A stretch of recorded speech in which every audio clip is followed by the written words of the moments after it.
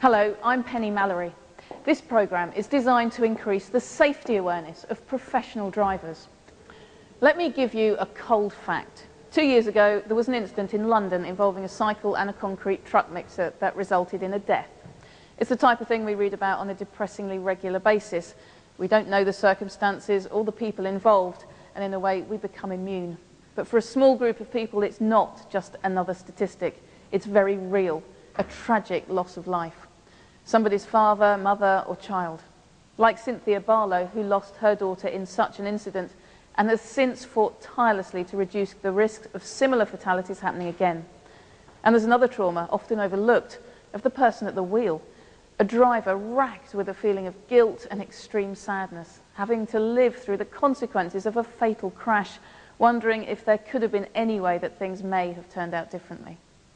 The RMC group are constantly looking for ways of preventing or reducing accidents involving large goods vehicle and the most vulnerable road users. That's why they got together with Cynthia and came up with the idea of producing this programme to raise the awareness of the key issues affecting cyclists, motorcyclists and pedestrians. Cynthia, I appreciate this might be difficult for you, but can you tell us a little bit about your daughter and how she was killed? Yes, my daughter was cycling to work and it was a clear morning in June. We've all heard of cyclists behaving irresponsibly in terms of the highway code, but I can assure you that wasn't the case in her death. The security cameras along the route showed her cycling in a perfectly normal manner, but somehow the lorry driver didn't see her and turned left across her path. The front of the lorry tipped her off her bike and both sets of front wheels went over her and she was killed instantly. She was 26, she was a hard worker, she had a good job and a nice boyfriend, and she was the best thing in my life, and there's just a vast emptiness for me now. Why did you decide to support the production of this programme? I'm supporting the production of this programme because I believe that her death was avoidable.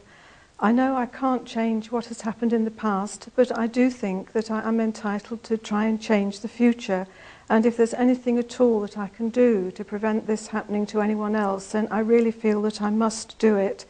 I'm grateful for this opportunity to speak direct to drivers because they have it in their power to prevent similar deaths in the future. What is the message you want to get over to the people that are watching this programme? I have a general point and a specific one. Firstly, I think drivers have a very skilled and serious and responsible job. The design of vehicles, road traffic laws, health and safety regulations, driving standards are all changing all of the time. And I think it's very important that drivers respect themselves and the importance of their job enough to want to be up to date with their knowledge all of the time. We are all road users in one form or another, and we all need to be able to trust that the most powerful vehicles on the road are in safe hands. Secondly, I'd like to make a specific point about the manoeuvre, and that is the left turn. Time and time again, cyclists are killed by lorries making a left turn, and this is a known hazard. Of course, both cyclists and lorry drivers have the responsibility to be aware of each other, but I'm appealing to drivers to always think and check again and again when they're planning on turning left and when they are actually turning left. I realise that being extra cautious and having to slow down a bit and think again and again will add a few minutes to their journey, but it will be literally a matter of life and death to someone else. So please, please remember, think ahead, think for yourself, but also think for them. Everybody knows you're the professionals, you know the job, you've passed the test and you've got the licence. But this isn't about extra training. It's about making your professionalism count even more by thinking on behalf of other road users. Accepting that other road users aren't always aware of the extra room or the time that you need due to the size of your vehicle. And utilising your essential skills of control, awareness, planning and anticipation to make an extra difference. And of course, it all starts before you even think of setting off.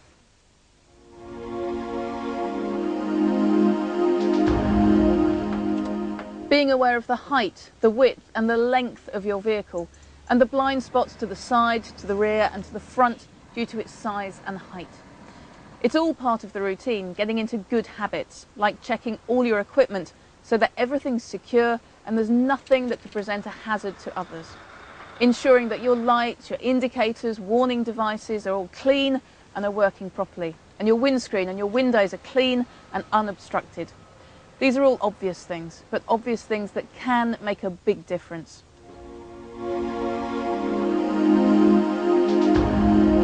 The same goes for your mirrors. Always ensure that they're adjusted correctly like this, and of course keep them clean. And once you're in, make sure they're not just glanced at. Constantly check, react and respond before signals, before moving off, before changing speed, position or direction, before, during and after manoeuvres, particularly left and right turns. Don't pull out to pass a cyclist before turning left, and always check the mirrors after overtaking or passing other road users. It's a case of giving yourself a constant picture of what's happening all around, because just looking is never enough. The thing is, the most vulnerable road users don't share your specialist knowledge of LGVs. Why should they? They haven't had your training.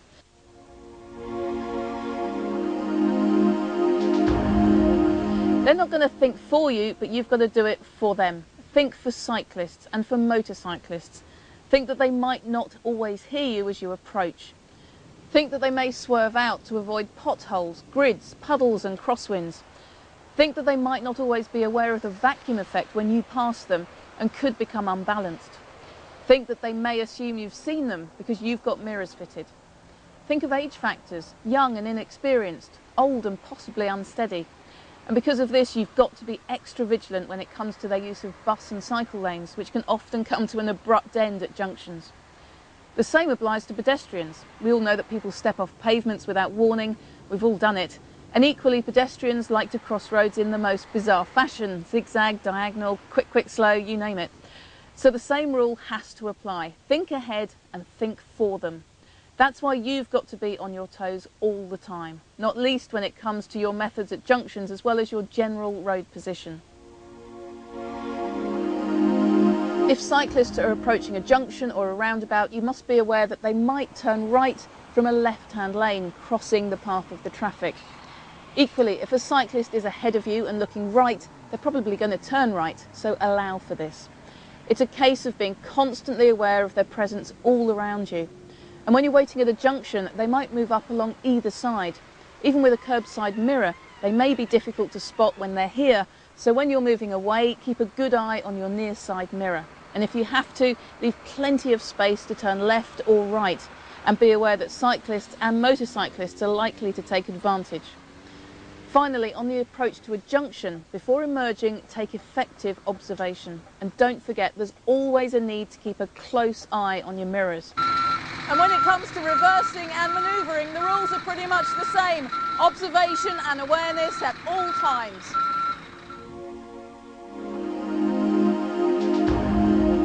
Get out of your vehicle and check, when necessary, before a manoeuvre. You really can't be too careful. If cones are available, consider using them and make full use of any reversing aids available, such as cameras. Get assistance when you need it. Don't risk anything. And once again, check your mirrors thoroughly before and throughout the manoeuvre, maintaining an appropriate speed. And most importantly, if you're unsure, stop.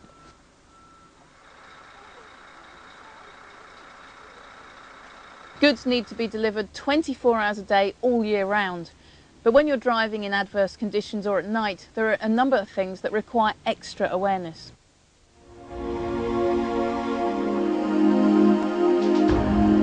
For a start, use dipped headlights at dusk, even when it's not raining. You need to see and be seen, because when visibility is reduced, the hazards often increase dramatically. With pedestrians and cyclists wearing dark clothing, runners, and people riding bikes without lights. So you should always drive at a speed that allows you to stop in the distance you can see to be safe.